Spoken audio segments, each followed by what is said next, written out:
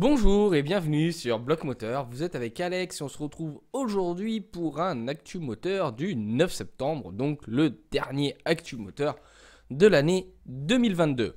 Le nouveau plateau de tournage, nouveau matériel une nouvelle fois, on essaye de répondre à vos demandes, n'hésitez pas à dire si le son est de meilleure qualité pour cet Actu Moteur et la qualité du fond vert également. On va donc commencer par le sommaire et après on vous demandera une petite faveur. Alors au sommaire aujourd'hui on va vous dire notre victoire contre un grand organisme et on vous explique pourquoi. Venez nous voir ce dimanche 11 septembre à Châtillon-sur-Loire. Nous serons en exposition rassemblement avec la BX au milieu de nombreuses voitures anciennes et de collection. Vous y trouverez des modèles bien plus sympas que la BX et d'autres équivalents. Et nous avons un nouveau sponsor et on va vous en parler. La palme du boulet aussi. Ensuite, on va vous parler de les limites de l'électrique. Sans oublier que la voiture thermique n'est pas finie. On va faire un petit zoom sur une écurie de Formule 1. Et enfin, est-ce que les applis d'aide à la conduite arrivent à leur terme? Autre zoom, l'avenir autrement que les voitures électriques. Et ensuite, une conclusion, les menaces de mort ne passeront pas, on vous expliquera ce qui s'est passé. Mais avant toute chose, pensez à liker la vidéo, commenter, vous abonner, à partager la chaîne et la vidéo bien entendu, à inviter vos amis à nous rejoindre pour notamment tous les efforts qu'on fait afin de proposer toujours une qualité supérieure de ce qu'on fait au fur et à mesure dans le but d'arriver à un niveau qui pourrait, pourquoi pas, vous satisfaire. Premier thème, alors c'est notre victoire contre la drill. Je ne sais pas si vous vous souvenez, l'an dernier j'avais fait une vidéo qui avait fait pas mal réagir puisqu'on avait emmené la voiture, la BX au contrôle technique et elle a dû repasser une deuxième fois alors qu'elle avait claqué un Carlos Style qu'elle aurait pu tout simplement péter sa culasse. Le contrôleur technique qui nous avait fait le contrôle très sympathique, lui était victime de ce contrôle de la drill et cela m'avait mis dans un état de colère incroyable et j'avais colporté quelques informations qui n'étaient pas des menaces mais une prévention de ce qui allait bien sûr arriver. Et en fait, certains m'ont dit oui, c'est de la mise en scène, t'es un pantin, c'est rigolo, c'est un beau sketch, etc., etc. Le contrôleur technique, lui, était menacé, pouvait perdre son emploi, risquer des sanctions disciplinaires, et devait avoir des sanctions disciplinaires au minimum. Et je vous informe qu'aujourd'hui, plus d'un an après, notre victoire, grâce notamment à notre soutien et aussi à sa bataille de son côté, nous ne l'avons pas lâché jusqu'à la fin, il n'a eu aucune sanction. Ce n'était donc pas une vidéo pour rien et nous ne le regrettons pas et si c'était à refaire, nous le referons.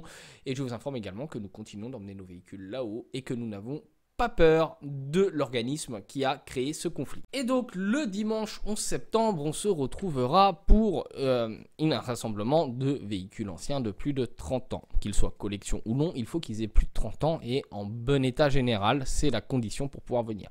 La BX remplissant ces conditions, nous avons pu venir l'an dernier et nous y retournerons cette année. C'est de 9h à 17h, ce qui permet un turnover des participants, certains restant toute la journée, d'autres venant que le matin ou que l'après-midi. C'est animé.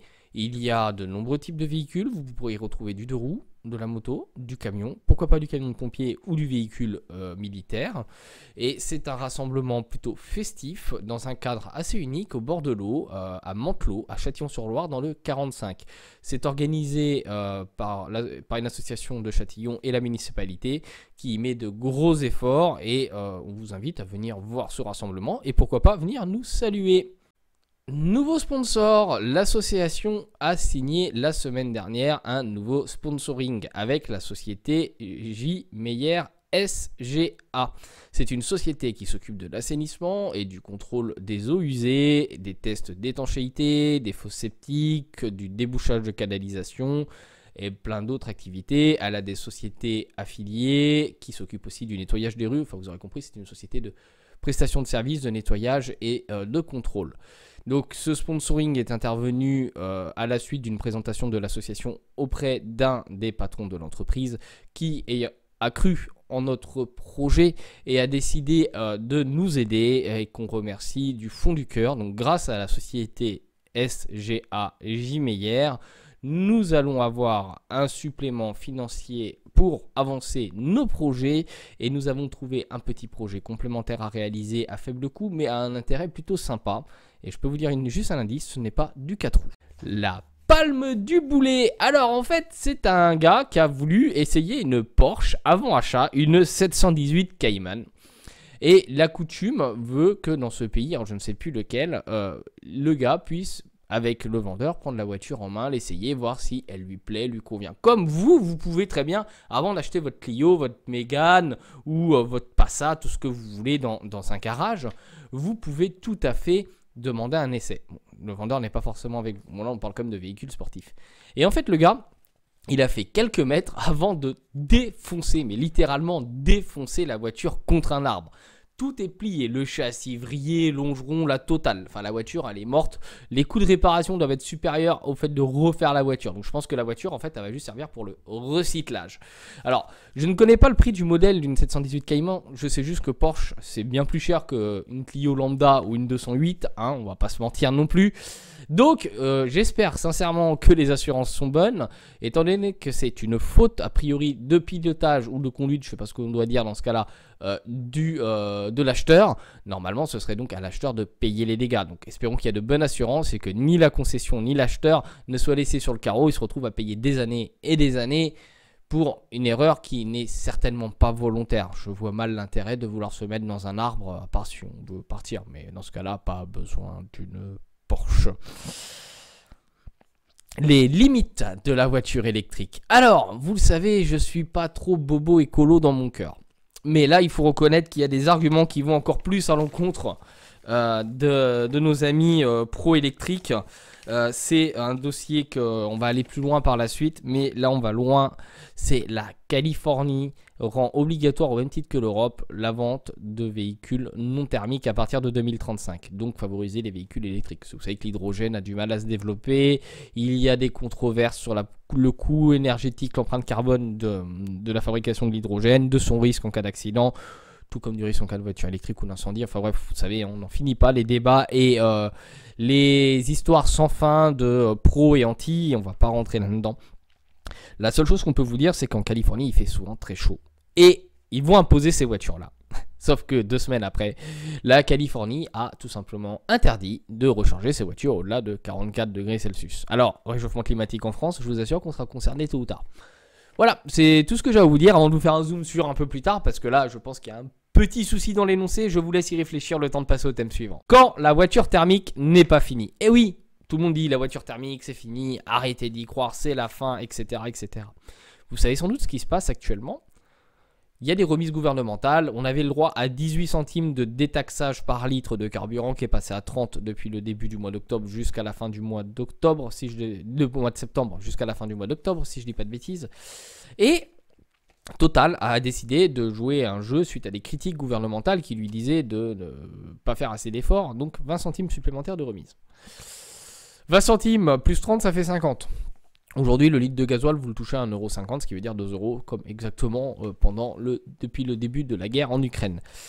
Ce qui se passe, c'est qu'il y a des queues phénoménales et les gens boudent les autres stations-service. Donc Total est en pénurie. Les autres stations-service qui ont une partie du carburant livré par Total, mais pas en totalité, ce qui veut dire aussi que le carburant que vous achetez chez Leclerc, Auchan, Carrefour ou autre n'est pas que celui de Total, donc n'est pas que de la même qualité, je tenais à le préciser. Grâce aux déclarations qu'il y a eu, on a enfin la vérité. Ce ne sont pas que du Total que vous mettez quand vous allez à Carrefour, Leclerc, Auchan, BP ou un autre. Du coup, en conséquence, il y a ce qu'ils estiment les autres une concurrence déloyale. Certaines stations-service ferment, etc. Mais Total vide ses cuves, fait le plein, etc. Vous croyez vraiment que si la voiture thermique était finie, que les gens depuis le temps, ne se seraient pas tournés uniquement vers l'électrique, parce que la Zoé, ça fait un moment qu'elle existe, la i208 est capable de proposer des autonomies raisonnables, à des coûts certes assez élevés encore, mais abordables quand même pour une partie de la population. Le thermique n'est pas prêt d'être fini. Donc, dire que le thermique est fini avec ce qui se passe actuellement, je pense qu'il y a une démonstration de force que ce n'est pas fini, et il est encore temps, chers consommateurs de l'automobile, de vous réveiller et de défendre votre automobile thermique. Un petit zoom désormais, zoom sur Ferrari en Formule 1. Alors l'écurie Ferrari, c'est une grande écurie dont je suis un grand fan, qui produit d'énormes résultats, surtout dans les années 2000 à 2010, avec de nombreux titres, avec Michael Schumacher, Kimi Raikkonen, le dernier vainqueur d'un titre au volant d'une Ferrari. Et cette année, Ferrari a démarré en trombe la saison avec la meilleure voiture, l'équipe qui faisait de meilleurs arrêts au stand. Tout allait bien, Mattia Binotto, le directeur exécutif, team directeur de l'écurie, au top. Et d'un seul coup, les erreurs se sont enchaînées. Jusqu'à le week-end dernier, l'écurie a tout simplement fait un ravitaillement pour Carlos Sainz, oubliant carrément une roue. Vous le savez, une Formule 1, ça comprend 4 roues. Et non, il n'y a pas de roue de secours pour les novices. Et donc, il n'y a pas eu la 4e roue. Du coup, le pilote Carlos Sainz se présente au stand. 3 roues. C'est un moyen de ne pas lui mettre de bâton dans la 4e roue, je vous l'accorde, mais c'est aussi la preuve qu'une écurie va très mal. Et je voulais profiter de cet actu moteur pour signaler à Ferrari que s'ils veulent un directeur d'équipe, je suis disponible. La fin des applis d'aide à la conduite. C'est un sujet qui est assez intéressant. Allons-nous devoir tôt ou tard abandonner ces applis-là ou devoir les chanter et les télécharger à l'étranger? Je m'explique.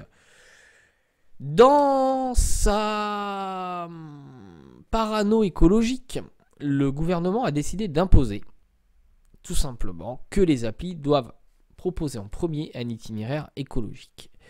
Ce qui consomme moins de carburant mais qui n'est pas forcément plus rapide ou qui ne fait pas forcément éviter les péages.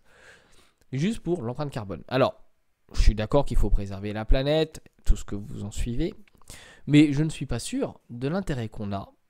Si on prend ce genre d'appli, c'est à la fois pour éviter les radars, pour aller au plus vite, éviter les bouchons. Si aujourd'hui c'est uniquement la priorité écologique qui prime, je peux vous dire que l'intérêt de ces applications va fortement chuter chez de nombreux consommateurs. En conséquence, si ça devient un itinéraire obligatoire et que nous n'avons plus le choix de désactiver cette option-là, vous serez obligé de tricher en prenant une appli à l'étranger ou tout simplement changer de fusil d'épaule et de trouver autre chose. Je pense que des sites comme AliExpress proposeront des alternatives.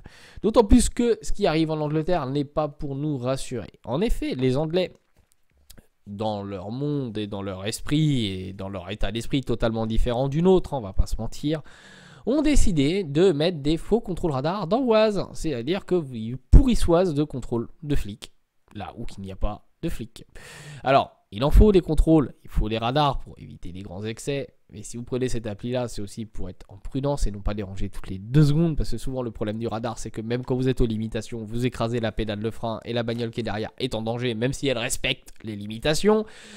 Là, si vous avez un contrôle radar tous les 200 mètres, bah, votre appli, elle ne sert plus à rien. Donc, soyez prudents, c'est ce qui risque d'arriver prochainement. Ne vous laissez pas faire. Pensez bien à signer les pétitions de défense, d'aide à la conduite, de limitation de vitesse. Parce que sur Fond écologique, ils parlent de réduire encore les limitations de vitesse. Donc, vous savez, vous êtes battu pour les 80 km/h que vous voulez pas, bah, vous allez sans doute les réavoir et vous allez aussi en plus avoir les 110 en prime sur autoroute. Youhou, c'est la fête. Faites-vous déplumer, il n'y a pas de souci. Zoom sur, là c'est un petit dossier, l'avenir automobile autrement que l'électrique. Tout le monde dit que l'électrique c'est le seul et unique avenir de l'automobile. Et ben moi je vais vous répondre mon avis à moi et je vous laisserai donner le vôtre en commentaire. Tout simplement, c'est non. Pour moi, l'électrique n'est pas l'avenir de l'automobile, mais en fait partie. Waouh, c'est bizarre. On arrive en hiver, la France n'est pas capable de produire assez d'électricité pour toute la France, a priori, avec l'hiver qui arrive. Si l'hiver est froid, on risque d'avoir des restrictions. Alors, les entreprises risquent d'être coupées, l'industrie pénalisée, l'économie fragilisée. Si tout le monde avait des voitures électriques, je vous laisse imaginer le problème. Et ils veulent nous conduire à ça, tous des voitures électriques. C'est-à-dire qu'on va devenir dépendant d'une énergie qu'on est censé produire nous-mêmes, mais qu'on n'est pas sûr de pouvoir avoir en permanence. L'électrique, c'est quoi? C'est du nucléaire, c'est de l'éolienne, c'est des barrages, donc c'est l'eau, hein, le courant de l'eau, c'est les panneaux solaires, ça peut être aussi le gaz. Ah, le gaz de pétrole, c'est pas ce qu'on veut bannir. C'est quand on tombe en panne, les groupes électrogènes sur le bord de la route, les groupes électrogènes sont au gasoil, enfin bref, voilà. Ça a une empreinte carbone à la fabrication, les batteries utilisent des terres rares. Il est dit qu'il n'y aura jamais assez de terres rares suffisantes pour fabriquer assez de voitures électriques pour tout le monde. Donc ce qui est en train de se produire, c'est que la voiture deviendra uniquement accessible pour une élite de la population. L'avenir de l'automobile, à mon sens, passe par un panachage, c'est-à-dire inciter en fonction de l'utilisation des gens, les inciter à prendre un type de véhicule ou un autre. Ça peut être de l'hydrogène, ça peut être de l'hybride, ça peut être de l'électrique et ça peut être du thermique. Aujourd'hui, le thermique, il n'est pas mort. Des biocarburants arrivent, des essences de remplacement arrivent et il sera tout à fait possible avec les nouveaux systèmes anti-pollution de réduire fortement son empreinte carbone, voire même en arriver à un stade quasi neutre, voire même inférieur à ce qui se fait aujourd'hui avec les véhicules électriques. Donc, de là à dire que le thermique est mort et que seul l'électrique est l'avenir, dans mon sens, ça me paraît compliqué. Il faut un panachage et un achat adapté en fonction des besoins par les gens et donc une éco-responsabilité de l'automobiliste et non pas simplement un lobbying qui vous impose quelque chose. Voilà, à mon sens. Je vous laisse commenter en commentaire votre avis et me dire ce que vous en pensez. Et enfin, dernier point que je voulais aborder, les menaces de mort ne passeront pas sur notre chaîne YouTube. En effet, dans un cadre privé et purement privé, j'ai eu un petit accroc dans un restaurant. Un manque de respect envers ma personne qui m'a fortement déplu et j'ai exprimé ce manque de respect et je l'ai bien sûr mis en avis Google. Mes avis Google qui sont globalement positifs, à part contre quelques garages qui peuvent dire que le moteur de ma Passat est mort et que vous allez découvrir la Passat prochainement en vidéo YouTube avec ce même moteur qui marche très bien d'ailleurs. Ou pourquoi pas, quand on me manque de respect, je mets un avis en disant voilà, on m'a manqué de respect. Et dans ce restaurant, le vendeur, donc le serveur n'a pas accepté que je mette un avis Google et est venu colporter des menaces de mort sur la chaîne YouTube. Il a fait des recherches et il est arrivé jusqu'à YouTube. Donc à la suite de ça, je vous informe que je suis rentré en contact avec le restaurateur, que ce serveur aujourd'hui n'est plus en poste et que prochainement, puisque j'ai un délai pour le faire, j'ai 1 an, un dépôt de plainte va être effectué. J'ai les témoignages parce qu'il a reconnu auprès de son entreprise que c'est lui qui a bien colporté ces menaces de mort. Donc je vais déposer plainte et je voulais aussi que ça serve d'avertissement et aussi d'exemple à tout le monde.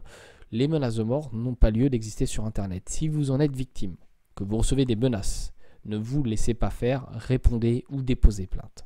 Personne, quel qu'il soit, ne doit être touché dans son intégrité physique ou morale par des menaces, des injures, des moqueries ou quoi que ce soit. Défendez-vous, respectez-vous et surtout faites-vous respecter car il y a des lois et ces lois sont là pour vous protéger. Être sur les réseaux sociaux, c'est s'exposer, c'est prendre des risques, c'est aussi accepter ce jeu de pouvoir être menacé. Personnellement, je n'ai ni eu peur, je ne suis pas monté dans un état de colère, de folie. La seule chose que je peux vous dire, c'est que je vais m'occuper personnellement de son cas, parce que s'il l'a fait auprès de moi, il le fera auprès d'autres. Et comme pour le comptoir technique qui a eu des problèmes avec la drill que j'ai défendu jusqu'au bout, je peux vous garantir que je ne lâcherai pas. Cette info est aussi valable pour un certain salarié de l'automobile, dont son secteur d'activité est régi par la drill. Si j'ai pu faire plier la drill, je peux faire couler ta boîte. Donc je t'invite fortement à raviser tes positions et à arrêter de critiquer et de regarder les vidéos pour critiquer. D'ailleurs, je te remercie de regarder les vidéos parce qu'en regardant les vidéos, tu permets de ramener des revenus publicitaires à la chaîne. C'était donc un petit message en direct pour toi. Je sais que tu te reconnaîtras vu que tu aimes bien regarder nos vidéos. Et j'en suis au courant, t'inquiète pas, je suis aussi en contact avec ton patron. Il n'y a aucun souci, c'est un tifosi et c'est assez intéressant à savoir.